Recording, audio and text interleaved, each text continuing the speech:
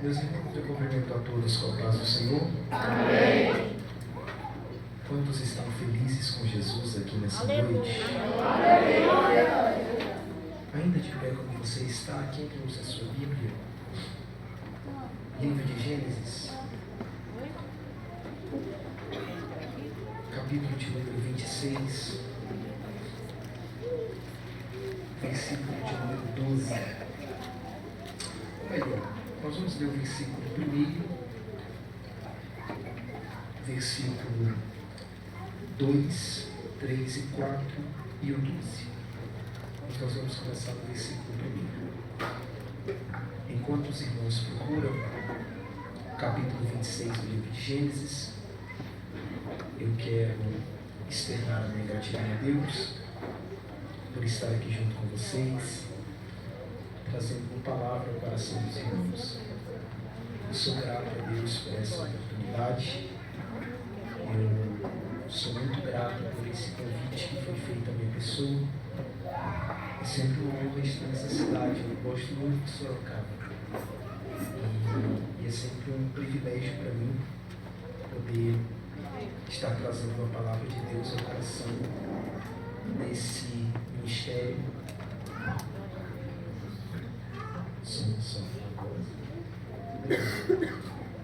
Está trazendo a palavra de Deus ao coração dessa igreja. Então, meu muito obrigado. Coutinho, meu amigo, Deus abençoe. Obrigado pelo convite que foi feito à minha pessoa. Louvo a Deus pela vida do pastor dessa igreja. Obrigado pela oportunidade. É uma honra estar aqui, então meu sentimento é de muita gratidão.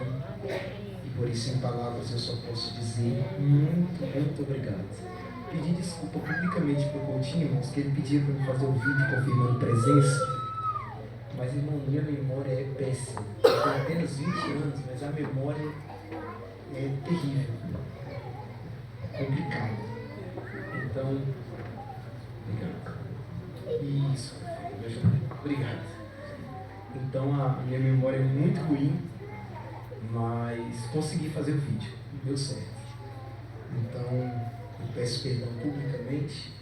Trago a paz do Senhor do meu pastor para os irmãos. Eu venho debaixo da bênção do meu pastor Otacílio. Os irmãos recebem, se recebem, digam amém. Amém. Gênesis capítulo 26, versículo 1. O texto diz assim: E havia fome na terra, além da primeira fome que foi nos dias de Abraão. Por isso foi Isaque a Abieleque, rei dos filisteus em Gerar. E apareceu-lhe o Senhor e disse: Não desças ao Egito, habita na terra que eu te disser. Peregrina nesta terra e serei contigo e te abençoarei. Porque a ti e a tua semente darei todas estas terras, e confirmarei o juramento que tenho jurado a Abraão teu pai. E multiplicarei a tua semente como as estrelas do céu. Aleluia. E darei à tua semente todas estas terras. E em tua semente serão benditas todas as nações da terra. Versículo de número 12, por favor. E semeou Isaque naquela mesma terra, e colheu naquele mesmo ano 100 medidas, porque o Senhor o abençoava. Quando escreve essa palavra, digam amém. Amém. Tome o seu assento, por favor. Aleluia.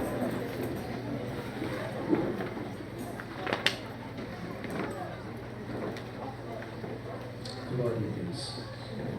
Meus irmãos, quantos me ouvem, por favor, digam amém. Amém.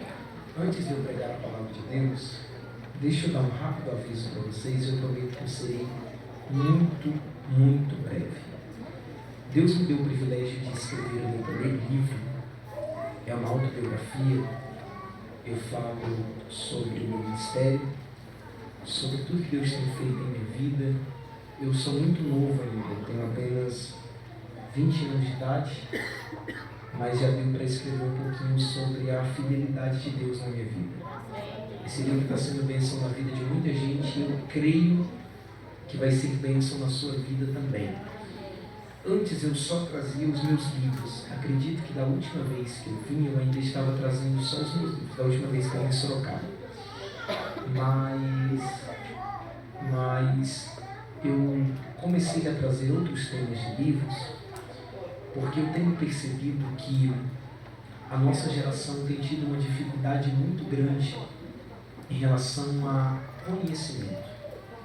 Nós estamos sendo destruídos por falta de conhecimento. É por isso que o maior patrimônio do mundo não é casa, não é carro. O patrimônio mais caro do mundo também não é conhecimento. O patrimônio mais caro do mundo se chama ignorância. Porque você passa a vida inteira pagando por ela e termina sem nada. Então, pensando nisso, eu comecei a trazer alguns livros que eu tenho certeza que vai ser do interesse de alguns irmãos. Se eu não me engano, tem poucos devocionais que eu trouxe, estão no valor de R$25 para abençoar a sua vida. Tem 3 tipos de devocionais lá, um da mulher, um do Max Lucado e o outro eu esqueci agora, mas também é um devocional top.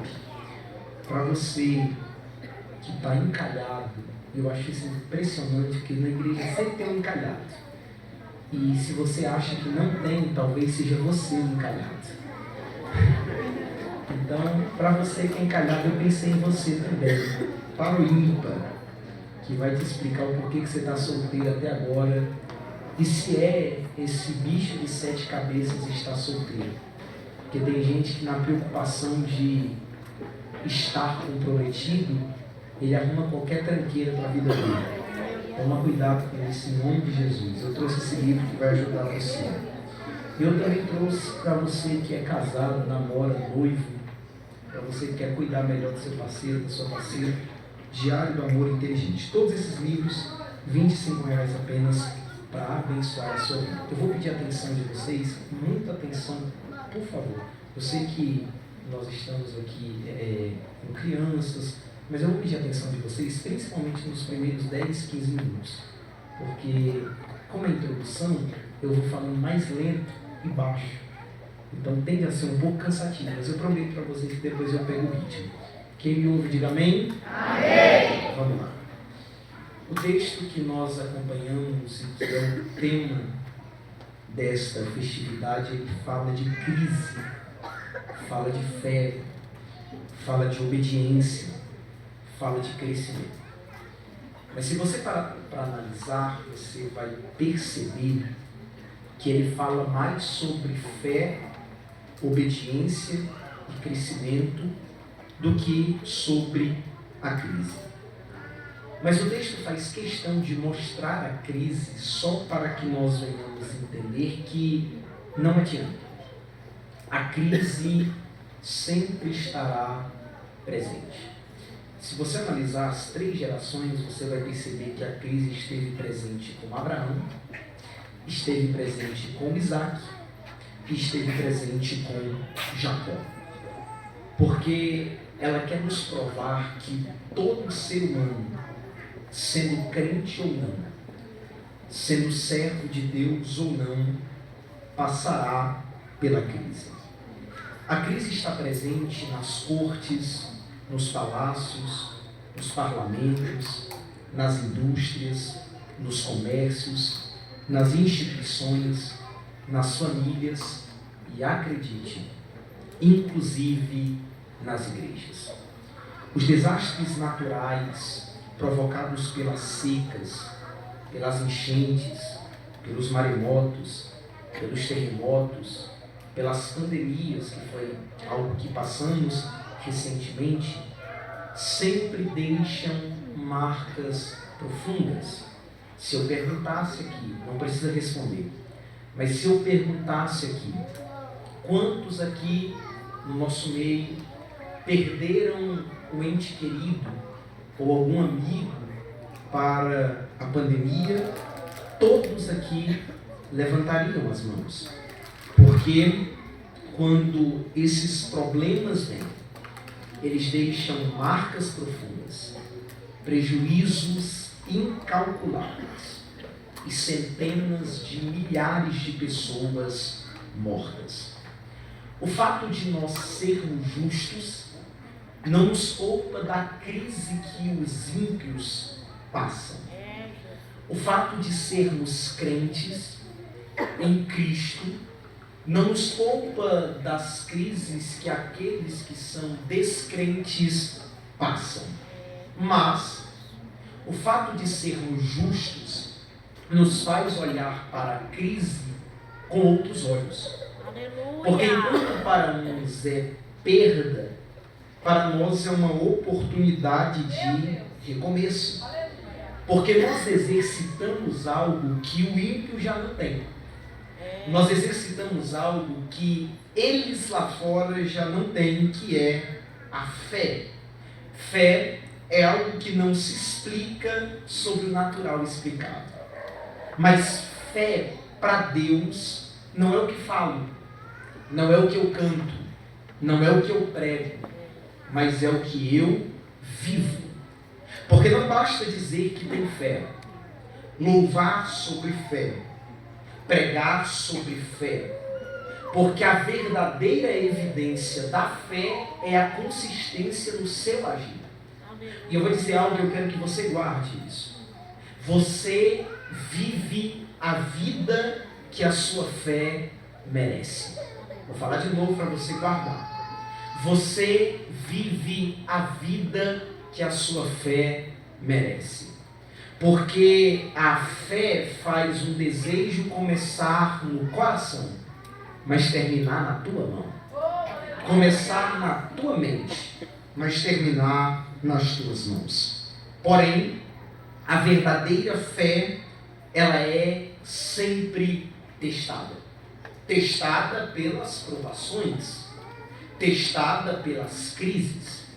E é por isso que Deus permite crises. Porque nas crises Deus vai peneirar a fé da verdadeira fé.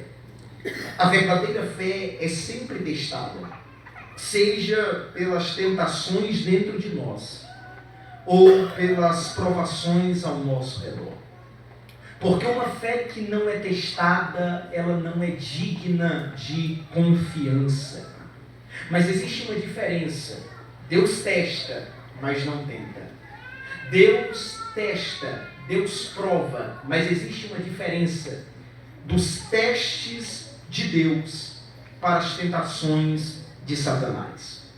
Enquanto Satanás nos tenta para extrair o que há de pior em nós, Deus nos testa para extrair o que há de melhor em nós. Vou falar de novo para você guardar. Enquanto Satanás nos tenta para extrair o que há de pior em nós, Deus nos testa para extrair o que há de melhor em nós. E é isso que Deus quer fazer com Isaac. Deus quer extrair o que há de melhor nele. Então, como é que Deus vai fazer para extrair o que há de melhor em Isaac? Testando. Como é que Deus vai fazer para colocar e revelar para Isaac a potência que ele é, sem ele nem mesmo saber? Tirando ele do chão, colocando ele na crise. Deus tira o chão de Isaac para fazer Isaac aprender a voar. Quando é que o chão de Isaac é tirado? Logo no versículo 1, porque no capítulo 26 e no versículo 1, o texto faz questão de dizer: e havia fome na terra. E isso já mexe um pouco com a nossa mente, confunde um pouco o nosso intelecto. Porque quando a gente só lê e havia fome na terra, tudo bem, passa despercebido.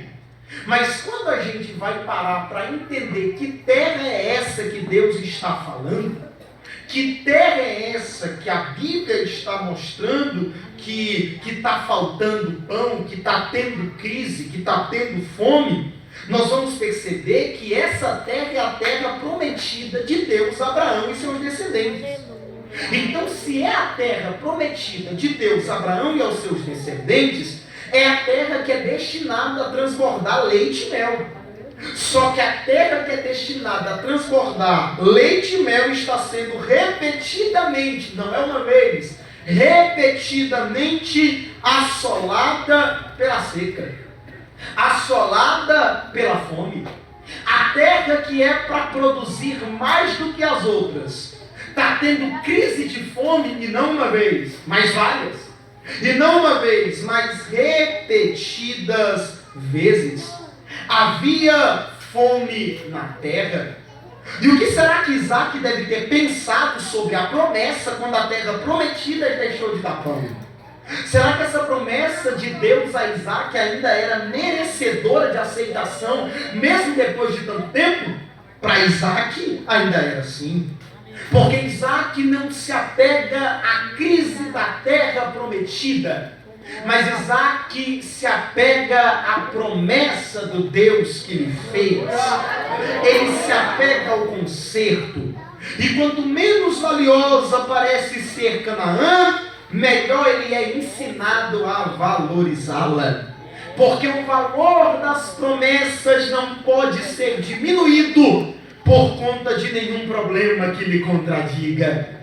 O valor das promessas não pode ser diminuído por nenhuma causa ou circunstância contrária. Mas eu acho fascinante os detalhes da Bíblia, porque a Bíblia nos parece mostrar que Deus não se importa muito com a opinião humana acerca de suas promessas. Porque se ele se importasse, ele não faria a terra prometida deixar de dar pão. Ele não faria a terra prometida deixar de produzir alimento. Porque se ele faz a terra prometida deixar de produzir alimento, alguém vai olhar e dizer, mas e a promessa? Só que Deus não parece muito interessado com a opinião humana acerca da promessa que ele fez. Porque ele não faz questão nenhuma de que venhamos compreender ou entender o que ele está fazendo. É por isso que a terra que é para transbordar leite e mel tem crise. É por isso que Belém, onde é a casa do pão, faltou pão. E a gente não entende, mas é como se Deus estivesse dizendo, calma, você não está entendendo nada agora. Saiu da tua compreensão, mas eu já tracei uma rota que será para a minha glória, mas para o teu bem. Porque todas as coisas cooperam para o bem daqueles que amam a Deus. Perceba que a fome forçou Isaac a sair da terra semiárida do sul e oeste de Canaã para buscar pastagem ao longo da planície costeira, a leste do mar Mediterrâneo. Isaac se vê obrigado a sair da terra porque a crise terrível o cercava por todos os lados. Isaac está enfrentando um problema real, um problema grave e um problema aparentemente insolúvel, porque a terra está acionada pela fome, a seca severa se instalou, a semente não está germinando. Se a semente não germina, logo o fruto é inexistente. Se o fruto é inexistente, a terra se transforma numa cova de morte, em vez de um cenário de vida. Mas a reação de Isaac com a crise já mostra o primeiro motivo de Deus permitir a crise. De novo, a reação de Isaac na crise já mostra o primeiro motivo de Deus permitir a crise. Porque em meio à crise, Isaac não ficou se lamentando. Em meio à crise, a Bíblia diz que ele saiu, que ele se moveu e foi ter com Abimeleque, rei dos filisteus em Gerar. Então a crise é uma oportunidade de Deus para nos movermos. Porque na crise nós saímos de uma zona de conforto. Porque na crise nós saímos da inércia. Porque na crise nós nos levantamos para produzir mais. E é por isso que as crises para alguns é tempo de morte, mas para nós é oportunidade de Deus nos mover. Porque muitas das vezes o teu conforto te limita. Porque muitas das vezes tua instabilidade te limita. E eu quero que você guarde o que eu vou falar aqui. Chega um tempo que você vai agradecer pelas crises. Chegará um tempo que você dará glória pelas crises. Porque se não fosse as crises, você não teria o que você tem hoje. Você não seria o que você é hoje. Oh, glória! Isaac vai ter com Abimeleque em Gerar. E aí, quem está me entendendo, diga amém? Amém. Vamos lá. Isaac vai ter com Abimeleque em Gerar. Alguns estudiosos acreditam que Abimeleque não era um nome, mas era um título real entre os filisteus. Assim como existia o título de Faraó no Egito, que não era um nome, mas era uma posição. Até porque esse Abimeleque dos tempos de Isaac não é o mesmo Abimeleque do tempo de Abraão, porque muito tempo já havia se passado. Então tudo indica que era um nome dinástico dos governantes da Filístia, mas isso é detalhe. Eu quero que você entenda mesmo o versículo de número 2. A primeira coisa que o texto nos mostra no versículo 2 é: e apareceu-lhe o Senhor. De novo, primeira coisa que aparece no versículo 2 é: e apareceu-lhe o Senhor. Então isso quer dizer que Deus aparece nos tempos de crise. Deus apareceu para Abraão, Deus apareceu para Isaac, Deus apareceu para Jacó, Deus apareceu para Agar e Ismael, Deus apareceu para Davi, porque o tempo de dor é propício para Deus se revelar, porque Deus gosta de aparecer nos tempos de dor. Deus gosta de aparecer nos tempos de aflição. Isaac deveria saber muito bem desse fato, até porque quando Isaac recebeu a bênção de Deus, não foi no melhor momento de sua vida. Quando Isaac recebeu a bênção de Deus, ele não estava sendo uma representação do seu nome, que significa sorriso, mas ele recebeu a bênção quando ele estava vivendo algo contraditório ao seu nome, porque o seu nome é sorriso, mas quando ele recebe a bênção ele está chorando. Porque no capítulo 25 do livro de Gênesis, no versículo 11, a Bíblia diz que Deus abençoa Isaac depois da morte de Abraão. A Bíblia diz: Deus abençoa Isaac depois da morte de Abraão. Então isso quer dizer que Isaac recebe a bênção quando ele ainda estava de luto. Ele recebe a bênção quando ele ainda está chorando, porque Deus não fica ausente em meio aos nossos lutos. Pelo contrário, é no cenário de luto que Deus se revela. Perceba que o texto faz questão de mostrar: e apareceu-lhe o Senhor. E ficou calado? Não. E ficou quieto? Não. E apareceu-lhe o Senhor e disse. Então Deus que se apresenta na crise também fala na crise. Ele falou com Agar, ele falou com Isaac, ele falou com Jacó. E isso já é extraordinário. Por quê?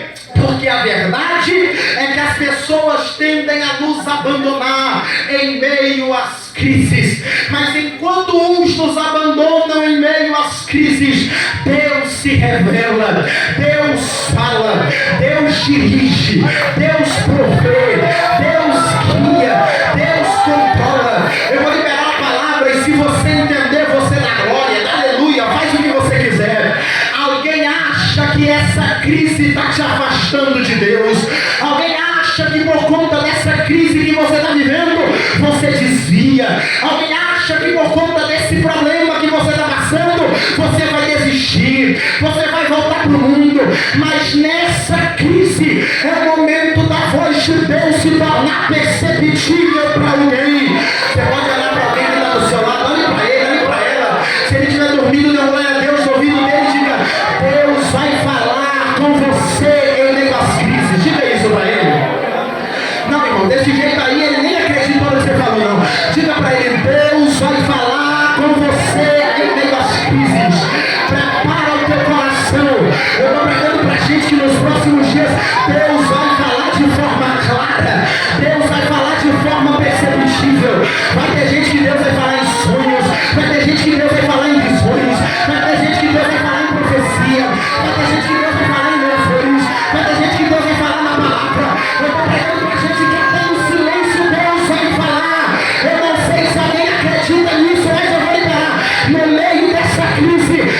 mistério de Deus sendo desenrolado. No meio dessa crise, tem dons sendo liberados. No meio dessa crise, tem talentos sendo destravados. No meio dessa crise, tem unção sendo derramada. No meio dessa crise, a voz de Deus será perceptível. Tem alguém para adorar aqui nessa noite? Tem alguém para dar glória aqui nessa noite? Ai, eu calamaçúbia. Eu estou pregando para gente que está vivendo crise e não vai entender por que está vivendo. Eu estou pregando para gente que está vivendo problemas e não vai entender por que está vivendo. Mas Deus está dizendo para alguém: eu permiti essa crise porque eu te chamei para o particular. Eu permiti essa crise porque eu te chamei para a intimidade. Mas depois dessa crise você sai mais crente. Depois dessa crise você sai mais forte. Depois dessa crise você sai orando mais, cantando mais, jejuando mais. Por quê? Porque o que não te mata te deixa mais forte. Não é para te matar, mas é para te deixar mais forte. Quem pode adorar? Quem pode adorar?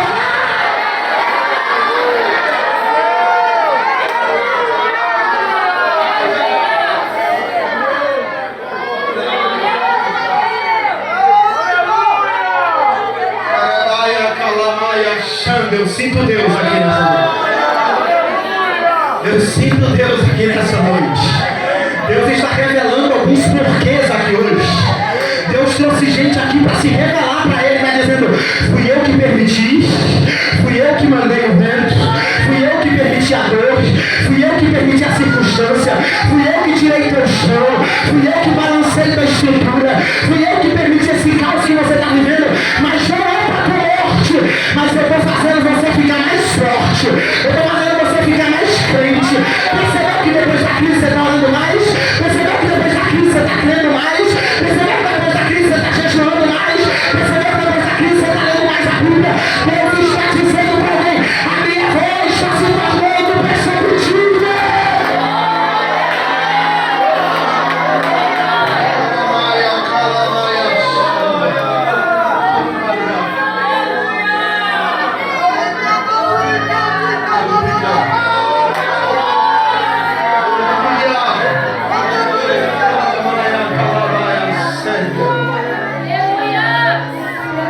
Deus aparece. Deus fala. Sabe o que é interessante? É que o que Deus fala nas crises é algo que só chega bem aos ouvidos de quem ativa a fé. Posso provar na Bíblia para você entender? Deus diz para Agar o seguinte: a Bíblia diz que quando Agar se afasta de Ismael a distância de um tiro de arco e flecha, ela dizia que não veja eu morrer o menino. Para a mamãe falar isso para o filho, para a mamãe dizer que não veja eu morrer o menino, é porque o menino já estava praticamente morto. Só que o versículo seguinte diz assim: e ouviu Deus a voz do menino. Mas quem está falando é Agar, mas Deus ouve a voz de Ismael. Meu Deus! O menino não está chorando, quem está chorando é Agar, mas Deus ouve a voz do menino. Mas desde quando o morto fala? Mas desde quando o morto chora? Só que tem mais. Deus ainda disse para Agar: levanta-te, que tens Agar, levanta-te, porque Deus ouviu a voz do moço. Desde o lugar onde está, ergue-te, pega o moço pela mão, porque dele farei uma grande nação. Mas Deus fala que vai fazer de Ismael uma grande nação quando ele está praticamente morto. E agora o que é que Deus está dizendo para Isaac? E apareceu-lhe o Senhor e disse: não desças ao Egito.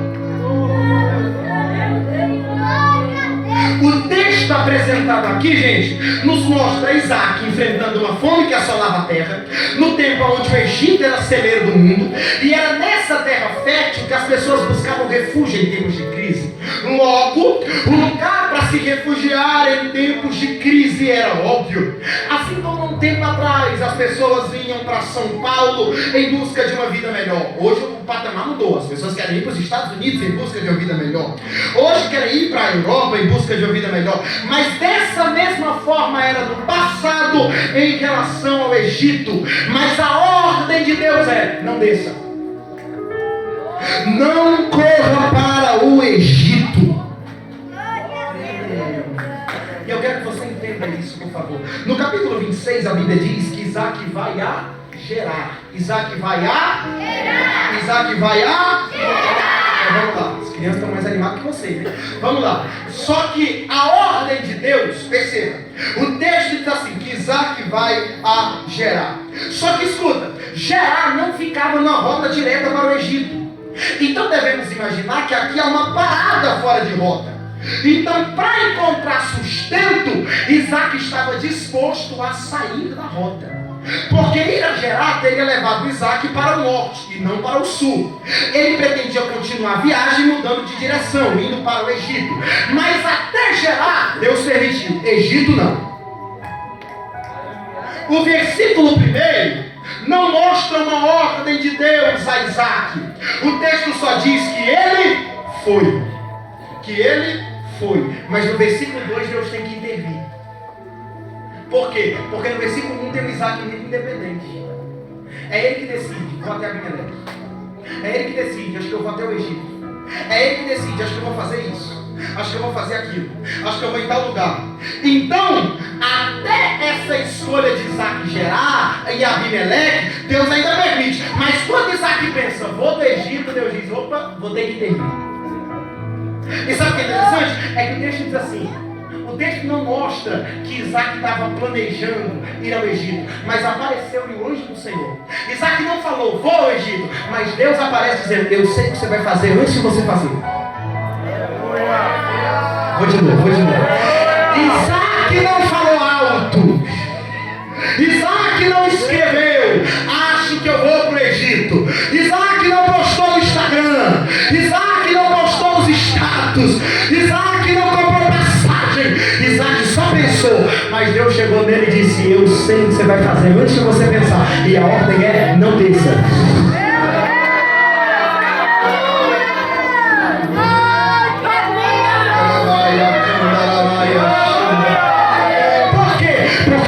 Mostrando a Isaac, você só é bem sucedido no centro da minha vontade. Porque o melhor lugar não é o lugar das riquezas. O melhor lugar não é o lugar dos recursos. O melhor lugar não é o lugar da fama. O melhor lugar não é o lugar do poder. O melhor lugar é no centro da vontade de Deus. Por quê? Porque quando Deus dirige, Ele provê. Porque quando Deus dirige, Ele provê. Não, fala para alguém aí do teu lado, diga assim, quando Deus dirige, Ele provê. Diz isso para ele.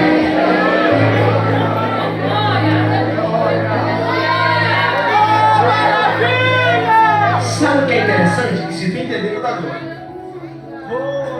Sabe por que Deus não permite Isaac ir para o Egito? Porque Deus sabe da capacidade de Isaac. Eu vou provar isso na Bíblia para você entender. Se você entender, você dá glória. Houve fome nos dias de Jacó. E a ordem de Deus é, desce ao Egito. Houve uma fome nos dias de Isaac. E a ordem de Deus é, não desças ao Egito. Aí houve uma fome nos dias de Abraão. E o que Deus disse? Nada. Então perceba por favor. 3 gerações da mesma família. Mas 3 posições diferentes de Deus. Deus poderia dar apenas uma posição para 3 gerações. Mas Deus não é robô. E Ele também não produz robôs.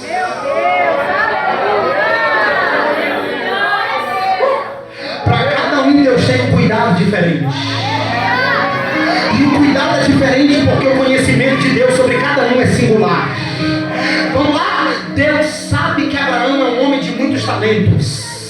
E de uma comunhão íntima e profunda com Ele. Então para alguém íntimo, nenhum lugar se torna problema. Porque todo lugar se torna altar para Ele adorar. Porque todo lugar Ele presta obediência, Ele presta adoração. Porque todo lugar se torna lugar de culto. Isaac era um homem muito bom, mas não estava preparado para suportar pressões como Abraão. Por isso a ordem de Deus é, não desças ao Egito. Mas Jacó já estava acostumado com as dificuldades. Porque Jacó era forte e paciente. Então para alguém forte e paciente, até a descida ao Egito se torna uma prova de fé. Pegou? Enquanto para uma prova de fé não descer ao Egito, para outra a prova de fé é descer ao Egito. Para cada um deles tem um processo. Porque para cada um deles Deus tem um propósito. O processo não é o mesmo. Porque o propósito não é o mesmo. Como assim? Para uns Deus honrar. Para outros, Deus quer honrar. Para outros, Deus quer ser honrado. Mas Deus sabe o limite de cada um de seus filhos. Só que vamos analisar pela lógica. Pela lógica não faz sentido.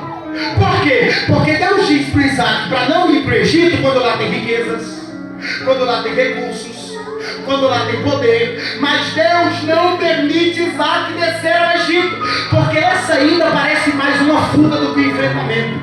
E fugir na hora da crise pode ser perigoso. Então Isaac é exortado por Deus a não descer ao Egito.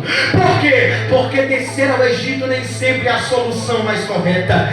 Abraão, pai de Isaac, desceu ao Egito e lá quase perdeu a sua família. José, seu neto, mais tarde seria tentado no Egito pela mulher de Potifar. Elimeleque, em tempo de fome, fugiu, saiu de Belém, a casa do pão, encontrou doença e morte em Moabe. Isaac é tentado a descer ao Egito, lugar de fartura, lugar de riquezas fáceis, porque a verdade é que queremos soluções rápidas, queremos soluções fáceis, queremos soluções sem dor, mas Deus insiste em tirar o nosso chão dizendo: não desças ao Egito.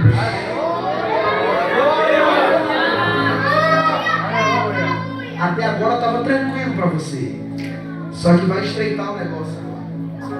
O que pode ser se não desças ao Egito para nós?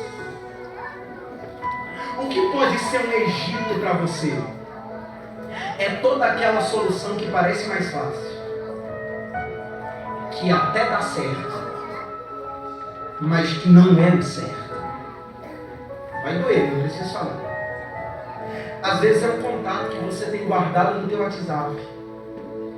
Carência bateu, vamos descer para o Egito. Está vendo que glória a Deus diminuiu? Talvez é aquele dinheiro fácil, mas que é ganho de forma ilícita. Mas as condições não estão legais. Eu estou precisando comprar algumas coisas, então vamos descer ao Egito. Às vezes é o desespero de ficar para titia, de ficar para titio. Olha para alguém e diz assim: dá glória, senão eu vou pensar aqui direto para você. Diz isso. Às vezes é o medo de ficar para titio, para titia, que você não está nem olhando mais para os princípios. Você não está nem olhando mais se é um homem ou mulher de Deus, se obedece os pais ou não, se é homem ou mulher de valor. Por quê? Porque já que você está com pressa, então vamos descer ao Egito. Mas Deus está gritando a alma de alguém aqui hoje, dizendo: não desças ao Egito. Por quê? Porque o Egito não faz parte da rota que Deus tem para você. Porque o Egito não faz parte do projeto que Deus tem para você. Toma cuidado para não transgredir alguns valores na hora da crise. Toma cuidado para não tapar os ouvidos à voz de Deus na hora do aperto. Que é o conselho: é melhor desistir dos teus planos para seguir os projetos de Deus do que desistir dos projetos de Deus para seguir os teus planos. Deus está gritando a alma de alguém: eu não preciso do jeitinho egípcio para trabalhar na tua vida. Por quê? Porque você está debaixo de uma promessa, e a promessa é: eu te farei ser grande sem precisar de jeito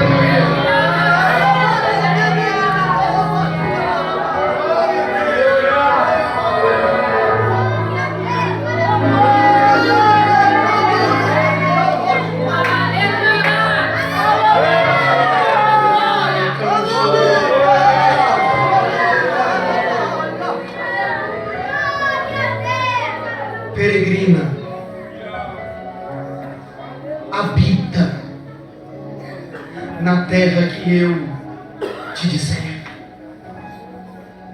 Peregrina nesta terra e serei contigo. Visto que o Egito é uma tradicional fonte de alimento, permanecer em Gerar é uma questão de fé.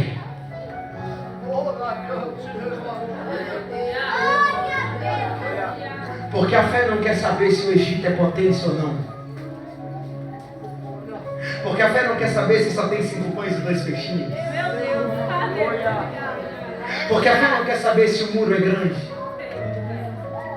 Porque a fé não quer saber se o gigante é alto. Já tinha ter dado glória há muito tempo, mas é bom continuar. Porque a fé não quer saber se o mar vermelho está na frente.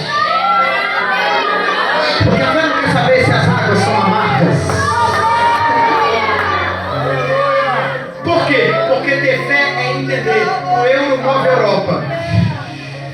O dólar move os Estados Unidos. O ien move o Japão.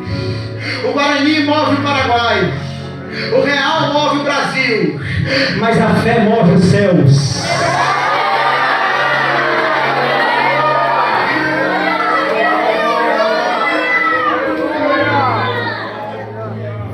Mas entendam, há algumas garantias de Deus caso Isaac permaneça onde Deus ordenou. Deus faz 3 promessas a Isaac. Vamos na Bíblia? Peregrina nesta terra e eu serei contigo. Diga comigo, uma. Chato, não. Diga uma. Obrigado. E te abençoarei. Diga comigo, 2. 2. E aí o que acontece? Porque a ti e a tua semente darei todas estas terras. Diga 3. Percebeu? Então, se você analisar, você vai ver 3 promessas de Deus. Eu serei contigo. Eu te abençoarei. Eu multiplicarei a tua descendência. Deus traz 3 garantias. Primeiro, presença. Segundo, providência. Terceiro, descendência. Deus está mostrando, eu serei contigo. Te darei sustento e não deixarei tua história ser apagada. Porque quem tem fé e obedece, vive na presença, desfruta da providência e tem garantia da descendência. Sabe o que é interessante? É que a presença de Deus está em qualquer lugar, porque Deus não é interesseiro. O Deus que está nos palácios também está nos vales. Só que agora vamos analisar algo. Então, presença, tranquilo, ok, de boa, perfeito. Só que provisão e descendência geralmente é mais indicado quando a situação é favorável. Quando um casal casa, quando alguém crente começa a namorar, a primeira pergunta que vem é: vai casar quando? Aí casou. E o filho? Chega quando? Aí o casal já tem a desculpa pronta, né? Aí diz assim: não, calma, vamos estabilizar um pouco. Deixa a gente ficar com mais recursos. Por quê? Porque descendência, para gerar uma descendência, não é que é necessário, mas é muito bom ter a providência. Então a providência e a descendência são indicadas em tempos favoráveis. Mas Deus está garantindo: eu trarei a provisão, trarei a descendência.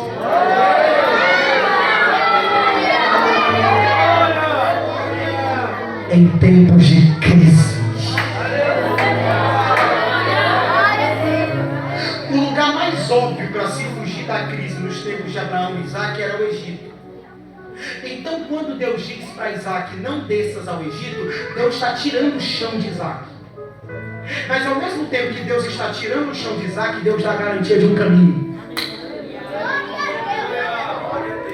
Porque Deus nunca vai te tirar de um caminho se Ele já tiver outro preparado para você. O que nos dá força para crer nas promessas, para ter fé em meio às crises, gostei, para ter fé em meio às crises, para permanecer aonde Deus mandou, mesmo quando a situação é contrária, é porque Deus nunca dá uma ordem que nos desafia, sem renovar definitivamente a promessa que um dia Ele nos fez. versículo 12, e eu já estou encerrando. O versículo 12 diz que semeou Isaac naquela mesma. Não foi outra, foi na mesma. Não foi no Egito, foi na mesma. E colheu naquele mesmo ano, sem medidas. Pega algo aqui. Eu acho extraordinário o fato de que a colheita foi grande, de que a colheita foi extraordinária. Mas nós só precisamos olhar o ato de fé que Isaac faz. Ele só colhe porque semeia, porque só tem direito de viver colheitas quem tem fé de plantar sementes. Só tem direito de viver colheitas quem tem fé de plantar sementes. Só que Isaac poderia ter dito: o tempo é de crise, a dificuldade é iminente, eu quis ir para o Egito, e já que Deus não permitiu, então Ele vai dar um jeito de fazer algo por mim, e eu só vou esperar. Mas Ele não faz isso.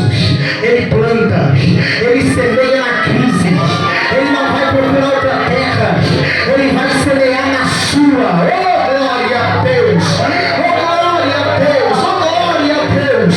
Agora entenda, aonde que Isaac cresce, aonde que Isaac colhe? No meio da crise. Por quê? Porque Deus não quer te livrar da crise, Deus quer te livrar na crise. Porque se Deus te livrar da crise, você não aprende. Mas se Deus te livrar na crise, você glorifica. Se Deus te livrar da crise, você será sempre um menino. Se Deus te livrar na crise, você vai aprender a ser um homem de Deus. Se Deus te livrar da crise, você vai ser maduro. Se Deus te livrar na crise, você vai entender que você tem que ter maturidade em meio aos processos, porque Deus tem propósito. Se Deus te livrar da crise, você sempre será fraco, porque não foi criado em você uma casca, uma resistência. Mas se Deus te livrar na crise, você vai ser mais forte do que você imagina, porque as crises nos ensinam mais do que qualquer escola, do que qualquer faculdade, e nos deixa mais forte do que qualquer academia.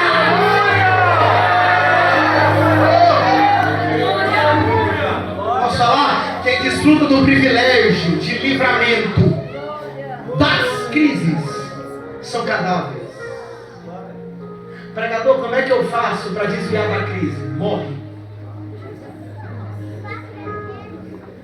Porque quem desfruta do privilégio de livramento das crises são cadáveres.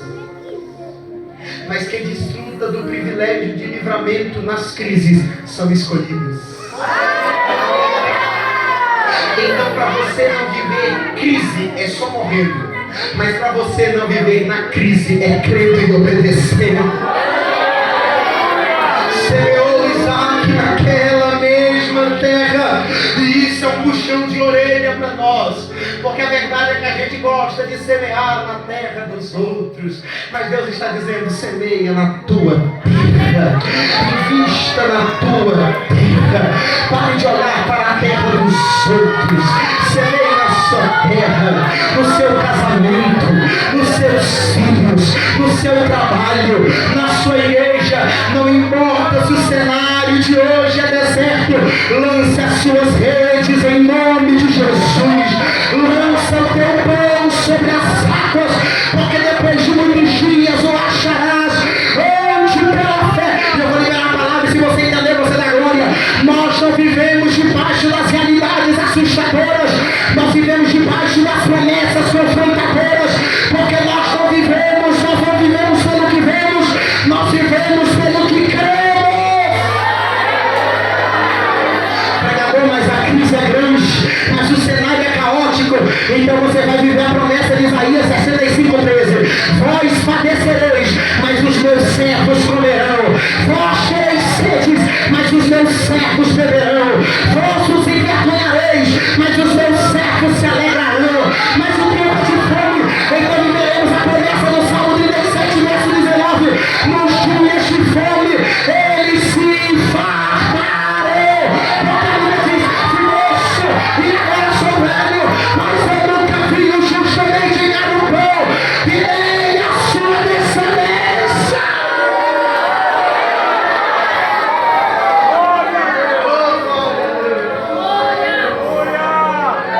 encerro. Preciso falar só duas coisinhas e entregar o microfone.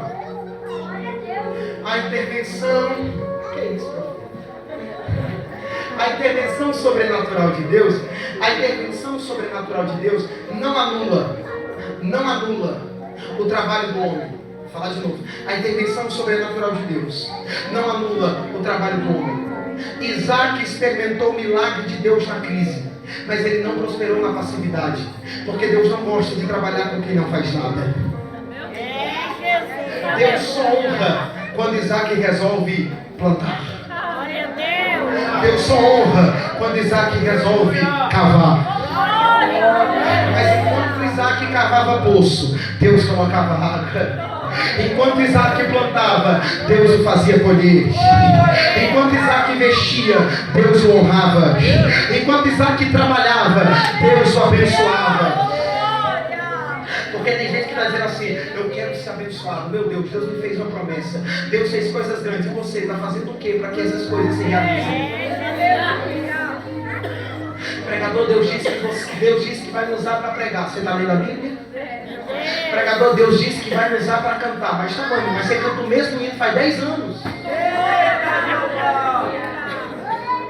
E ainda chega aqui cantando o mesmo hino há 10 anos e diz: irmão, se eu desafinar é para Deus, não é para você. Mas se é para Deus, tem que ser melhor.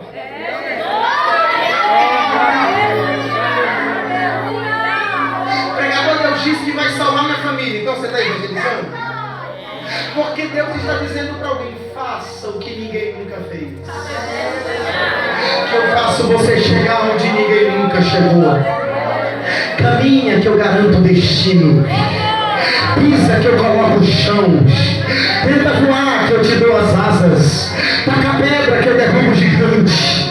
Toca o cajado que eu abro o mar. Planta que a colheita eu garanto. Semeia que eu faço você ceifar. Evangeliza que eu salvo as almas. Prega que eu restauro. Canta que eu trabalho. Mas faça alguma coisa. Entenda, por favor. Como é que o mesmo solo que dependia do mesmo sol, da mesma chuva, faz com que as colheitas de Isaac sejam mais fartas e que os rebanhos sejam mais numerosos?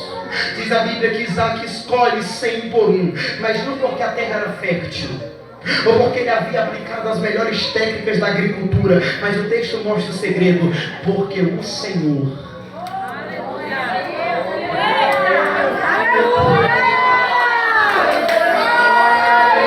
o abençoava.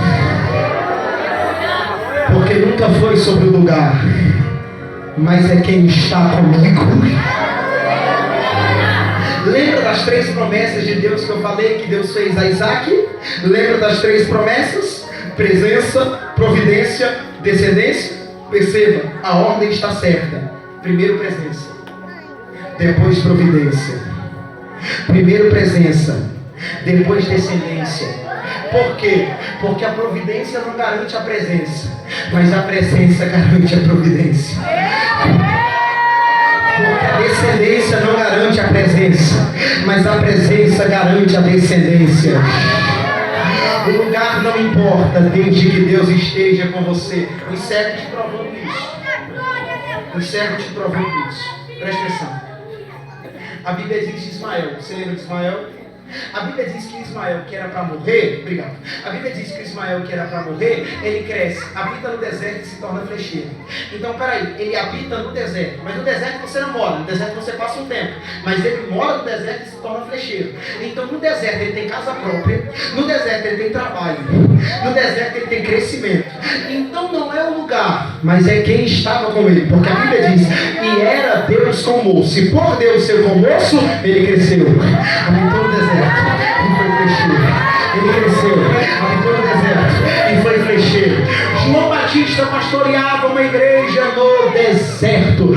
No deserto não tem bebedouro, não tem ar-condicionado. No deserto não tem poltrona boa. No deserto não tem cadeira boa. No deserto ninguém quer pregar, ninguém quer cantar, ninguém quer pastorear, ninguém quer ter casa, ninguém quer ser vizinho. Mas João Batista pastoreava uma igreja no deserto, pregando o mesmo sermão, e a Bíblia diz que todo culto enchia de gente para ouvir a sua mensagem. Por quê? Porque não importa o lugar, desde que Deus esteja com você. O lugar não importa, desde que você esteja sobre a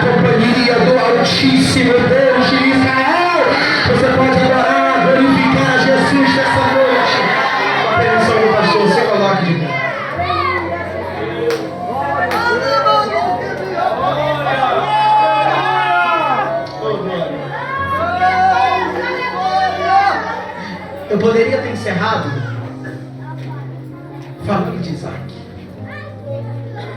Mas eu precisei encerrar falando que não é o lugar, mas é a companhia. Porque eu estou pregando para a gente aqui nessa noite que é uma potência. Eu estou pregando para a gente aqui nessa noite que tem tudo para voar. E a igreja não se desliga agora, por favor. Eu estou pregando para a gente que tem tudo para voar, que tem tudo para chegar longe. Mas você está sozinho. Você não está acompanhado. E se está acompanhado, a companhia não é tão boa. É de gente que bate nas tuas costas interessado no que você tem, não no que você é. É gente que te chama de amigo, mas fala mais mal de você do que todos os teus inimigos. É gente que na tua frente está sendo uma bênção, mas pelas tuas costas está acabando com você. Você não está bem acompanhado. Só que eu preciso dizer para você, o que faz a igreja ter crescimento em meio às crises, o que faz a igreja planejar um congresso dizendo que é ano de colheita, quando o cenário diz que não é um lugar, mas é a companhia. Porque Deus é o que você precisa que Ele seja. Eu já vou encerrar nessa noite, mas eu não posso encerrar sem cumprir minha obrigação como pregador. Eu quero saber, alguém no nosso meio que ainda não é crente ou que está afastado dos caminhos do Senhor? Eu queria muito te conhecer. Você que não é cristão, você que não aceitou Jesus ainda como único e suficiente Salvador, ou que está afastado dos caminhos do Senhor, levanta a tua mão que eu quero te ver. Tem alguém? Tem alguém? Olha, mentir já é feio. Mentir na casa de Deus é um negócio estreito. Tem alguém que não é crente, que está afastado? Talvez tenha. Estou vendo um nome. Obrigado. Pode abaixar. Mais alguém? Mais alguém? Mais alguém? Talvez tenha mais gente. Você não quer levantar sua mão, sem problemas. Jesus te viu nesse banco, nessa cadeira, onde você está sentado. Só para te avisar, tá? Só para te avisar. Gente, eu vou ser muito rápido, muito breve. Por quê? Porque quem convence é o Espírito Santo, não sou eu. Segundo, porque Jesus vale muito e tudo aquilo que é valioso a gente não força ninguém a ter. Mas eu preciso dizer algo para você. Você não veio aqui em vão, não. Não veio. Desculpa a minha sinceridade, mas você não nasceu para ficar longe de Cristo. Você não nasceu para ficar lá fora. Teu lugar é aqui dentro. Posso provar para você? Sábado à noite, você poderia estar em qualquer outro lugar. Não é crente, está afastado. Poderia estar na balada, poderia estar no rolê, poderia estar no restaurante, poderia estar com a família, poderia estar em casa assistindo Netflix, poderia estar até dormindo. Mas você já viu aonde é que você veio parar?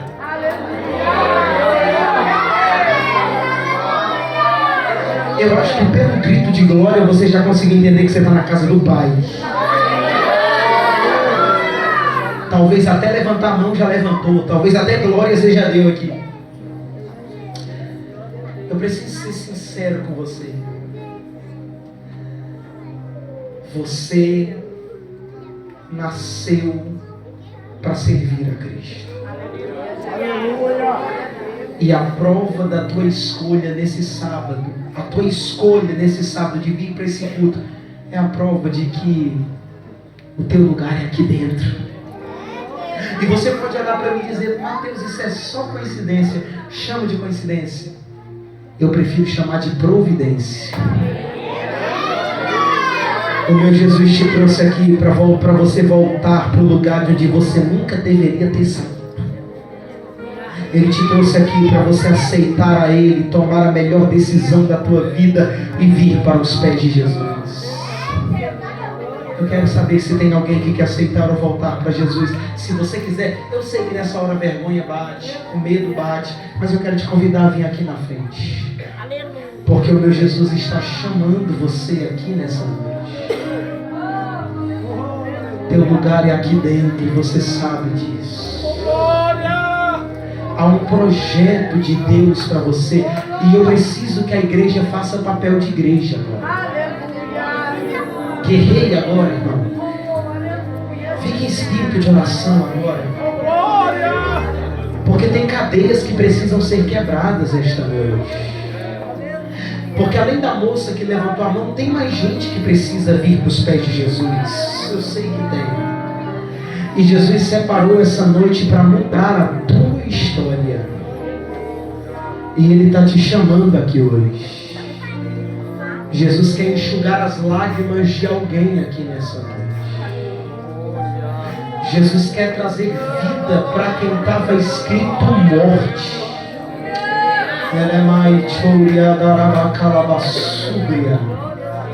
Você não veio aqui em vão. Há um propósito de Deus para você nesta noite. E você já sabe que eu estou falando com você. Você já sabe. Você já sabe que eu estou falando contigo. Mas Deus está chamando você, está dizendo: eu quero enxugar as tuas lágrimas hoje. E o que alguém não conseguiu fazer por você em 1 ano, em 2 anos, eu faço por você hoje.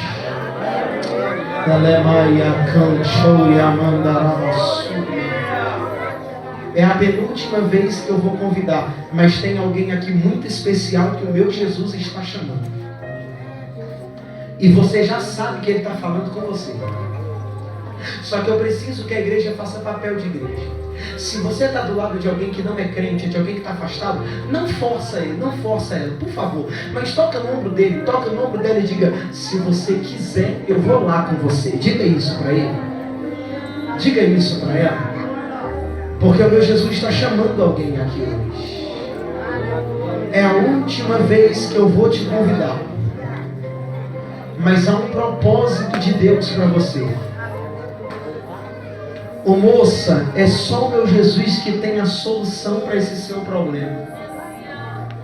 É só o meu Jesus que tem a cura para esta ferida.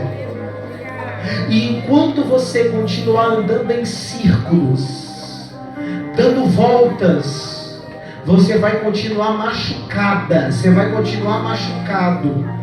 Mas o meu Jesus tem alívio para a tua alma aqui hoje. Ele quer te fazer mais do que vencedor. Eu vou contar até 3. E se você não vier aceitar ou voltar para Jesus, eu sei que a minha parte como pregador da palavra eu fiz.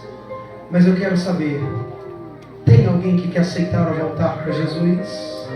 Se você quiser, vem aqui na frente, porque o meu Jesus te chama. Eu conto até 3 e se você não vier, eu sei que a minha parte eu fiz. Eu conto 1. Jesus está te chamando nessa noite. Você já ouviu a voz do Espírito Santo. E a Bíblia diz: se ouvirdes a voz do Espírito Santo, não endureçais o vosso coração. Aleluia. Eu conto 2.